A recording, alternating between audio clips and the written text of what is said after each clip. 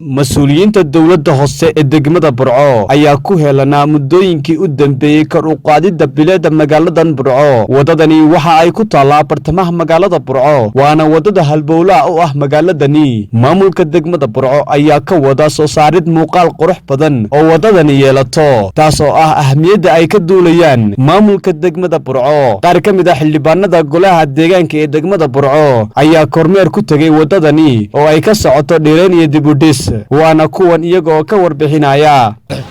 maanta bishu tahay 5 bishii 2020 waxaanu kormeernay wadada ku wareegtay magaalada Burco maynka oo aanu ku talagalay inaanu 2020 aanu u sameeynay runtii qorshaha nagu jirtay inaanu bir ku beerno oo leyl ku beerno. marka waxaanu ka codsaynaa dadweynaha reer Burco inay nala shaqeeyaan oo xashiishka ka daayaan nala ilaaliyaan oo meherad kasta oo ka soo horjeedana ay si gaar ah u ilaaliso.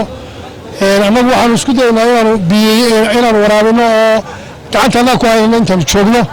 markaanu ka tagnay kuwa naga dambeeya waanu kaga sii tagi doonaa insha Allah oo aanu uga tagi doonaa. laakiin waxaanu jecelahay bulshada gobolku inay nala shaqeyso oo ay bilicda nala ilaaliso oo dhirta nala ilaaliso oo iyaga u shaqeynaa ay nala shaqeeyaan. marka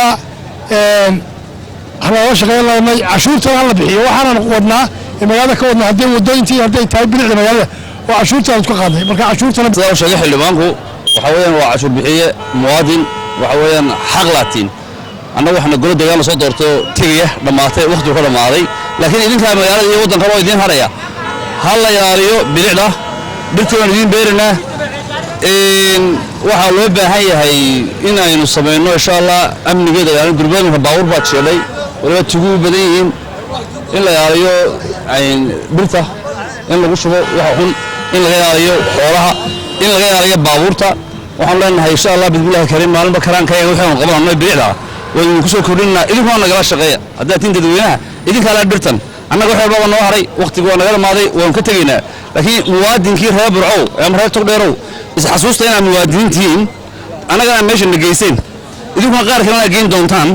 laakiin gobolka yaala idinka leh xashiishkiisa nadaafadiisa hayjintiisa dhirtiisa ilaashada wixii ma waxaan ku qabanaa aad u mahadsantii. sidoo kale qaar ka mid ah bulshada gobolka Togdheer ayaa iyaguna ka marqaati kacay waxqabadkan muuqda ee ay wadaan maamulka Degmadda Burco in lagu taageero qof kasta oo bini'aadam ah oo qarankiisa iyo gobolkiisa iyo degmadiisa iyo deegaankiisa intaba wax ummadda u dana ku soo kordhiyo. waxaan baleenayaa waxqabadka golayaasha deegaanka meel kasta ay joogaan ka dawladda dhexe iyo ka bulshada. waxaan aad u bogaadinayaa hawsha ka socota maanta halkan ee ay hormuudka ka yihiin maamulka heer gobol iyo heer degmo iyo xildhibaanada ku hawlan iyo golahooda deegaanka. waxaan kaga tegayaa waxqabadku waa muhiim, bulshadana in lagu taageero waa daruuri. mas-uulka markaa waxay xilka haya ee hawl hayana waa in lagu dhiirigeliyo. dhammaan waxaan leeyahay bulshada mar haddii dee maanta golihii deegaanku idiin soo jeesteen wax badan idin qabanayaan oo laamiyadii idin hagaajinayaan dee alxamdulillaah rabbil caalamiin weeye waa in inaguna ilaashanaabaa muhiim ah. mas-uuliyaddeena saarnay waxa weeye inaynu ilaashano. waxaan hambaleynayaa golaha deegaanka magaalada Burco degmada gobolka Togdheer sida u shaqeynayaan waa aragtaan magaalada laga shaqeynay bilicdeedii quruxdeedii. waxaan leeyahay shacabka waxaan farayaa waxa maanta la idin sameeyo waayina bari ina ilaashtaan baa fiican. quruxda magaalada iyo bilicdeeda iyo qurxinteeda ayna ka wada shaqeyno sida imika golu aynu ifafaalada inoogu dhigeen ha loo wado oo ha loo bilciyo oo qof waliba hortiisa marmarka ha dhigo. dhirta la idin beerayo iyo bilicdaana ha la waraabiyo ha laga shaqeeyo ha la wada ilaaliyo.